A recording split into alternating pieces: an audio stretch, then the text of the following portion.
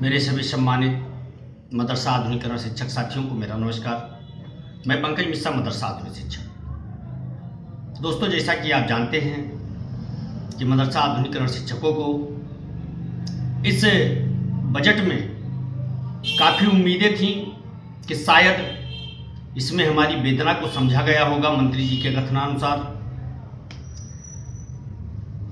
और जिस तरह से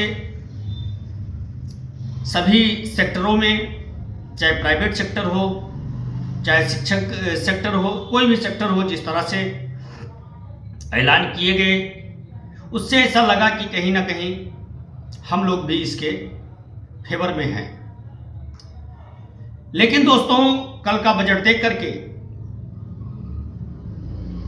मायूसी जरूर हुई, लेकिन हम कहना चाहेंगे कि आखिर ऐसा बार बार क्यों होता है। आप इस वीडियो में बने रहे लास्ट तक। सुप्रीम कोर्ट ने एक फैसला सुनाया है बकाये को लेकर के, उसके बारे में भी हम आपसे चर्चा करेंगे, और इस चर्चा में उस बिंदु पर चर्चा होगी जो हम लोगों को आज तक सफल होने से रोक रहा है। मेरे दोस्त, इस समय बहुत नाजुक समय चल रहा है देश में और हमारे प्रदेश में। इस समय 1947 बनाने की कोशिश की जा रही है, लेकिन आपसी भाईचारा, सौहार्दपूर्ण व्यवहार, ये सारे चीज उन सबके मंसूबों पर पानी फेर रहा है जो इस देश को एक बार फिर तोड़ने की मंशा रखते हो। इन सबके बीच में जो कल विधानसभा में बजट पेश किया गया है,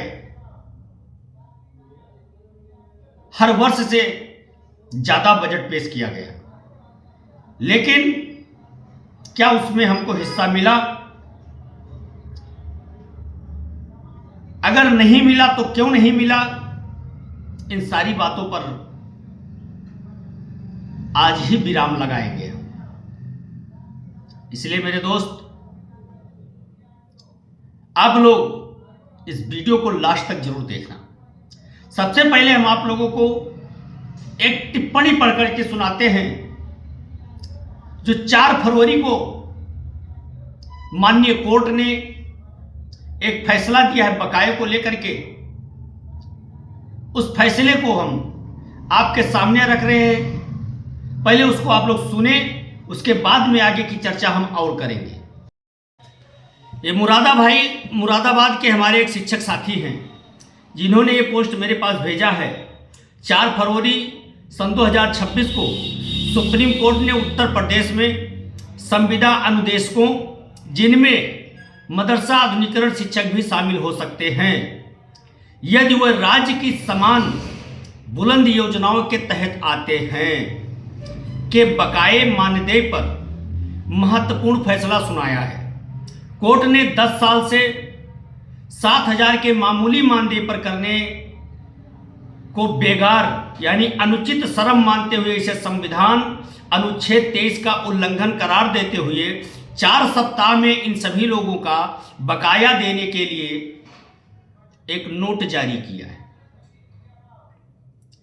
दोस्तों, अब इसमें यह पता चलेगा कि हम सरकार का जो क्या कहते हैं बुलंदी योजना चल रहा है, उसमें हम आते हैं या नहीं आते हैं। यह बात कैसे क्लियर होगा? इस बात को क्लियर करने के लिए हमको क्या करना पड़ेगा? दूसरी चीज इसमें लिखा है संविदा, राज्य सरकार के संविदा कर्मचारियों की श्रेणी में हम आते हैं या नहीं आते हैं। 2 पॉइंट है इसमें। एक पॉइंट है उत्तर प्रदेश सरकार की बुलंदी योजना, दूसरी तरफ है उत्तर प्रदेश सरकार के राज्य कर्मचारी। संविदा कर्मी, ये 2 पॉइंट हमको रोक रहा है।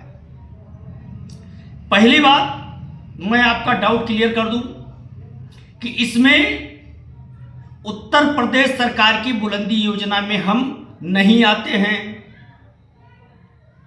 आते क्यों नहीं है? बुलंदी योजना है क्या? जिसको राज्य सरकार अपने स्तर से चलाती है, वो राज्य सरकार के बुलंदी योजना में प्रोत्साहन जिसको कहते हैं, जोड़ तोड़ से उठाती है, उस पर विशेष नजर रखती है और इंपॉर्टेंट मान करके उस योजना को चलाया जाता है, उसको बुलंदी योजना कहते हैं। दूसरी तरफ राज्य सरकार के राज्य कर्मचारी यानी राज्य संविदा कर्मचारी, उसकी श्रेणी में हम आते हैं या नहीं आते? ये विरोधाभास जब से हमारी योजना चालू हुई है तब से लेकर के आज तक ये बना हुआ है। बना इसलिए है कि हमारी ये योजना केंद्र प्रोत्साहित योजना है और राज्य सरकार के अधीन उसके बनाए हुए गाइडलाइन के अधीन हम कार्य कर रहे हैं। तो अगर देखा जाए नियमतः तो हम राज्य कर्मचारी का दर्जा प्राप्त करते हैं। अगर सरकार इसको न देना चाहे तो हम नहीं करते। अब जो कोर्ट ने 4 फरवरी को आदेश दिया है, क्या यह आदेश आधुनिकीकरण शिक्षकों पर लागू होता है या नहीं? ये गहनता का विषय है मेरे दोस्त। ठीक इसी प्रकार से एक आदेश आधुनिकीकरण शिक्षकों का भी आने वाला है और ये आदेश में वो समस्त शिक्षक शामिल होंगे जो आज तक रिट में शामिल नहीं है। जो लोग कह रहे हैं कि जो रिट में शामिल नहीं है उनको वरीयता नहीं दी जाएगी, यानी उनको पैसा नहीं मिलेगा, तो मैं आपका डाउट क्लियर कर देना चाहता हूं कि आप शामिल हैं तो, नहीं शामिल हैं तो। अगर आदेश आएगा तो ठीक इसी प्रकार से आदेश आएगा जो आज आया है 6 फरवरी को। तो मेरे दोस्त, यह तो हो गया कोर्ट का मामला। अब कल के बजट में बिंदु दिखा रहा है, लेकिन बजट 0-0 है। 0-0 क्यों है? क्योंकि सरकार देना नहीं चाहती है। हम चाहे जितना हल्ला मचाए रहे हैं, सत्ता पक्ष के लोग हमारी बात को सुनने को तैयार नहीं है। विपक्ष आवाज उठा रहा है, उस बात का जवाब नहीं दे रहे हैं। आपने देखा होगा कि लाल बिहारी यादव जी ने विधान परिषद में जोर तोड़ से आवाज उठाई है, लेकिन उस बात को टाल जाते हैं। आज फिर मैंने मंत्री जी के पास फोन किया था, लेकिन आज मंत्री जी ने फोन रिसीव नहीं किया।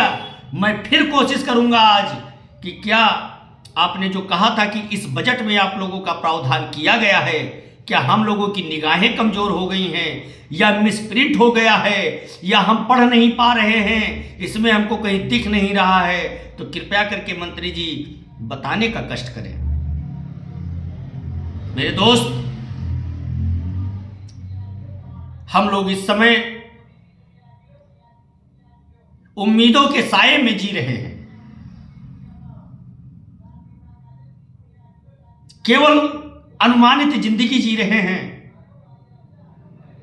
आशाएं होती हैं लेकिन वो निराशा में बदल जाती है।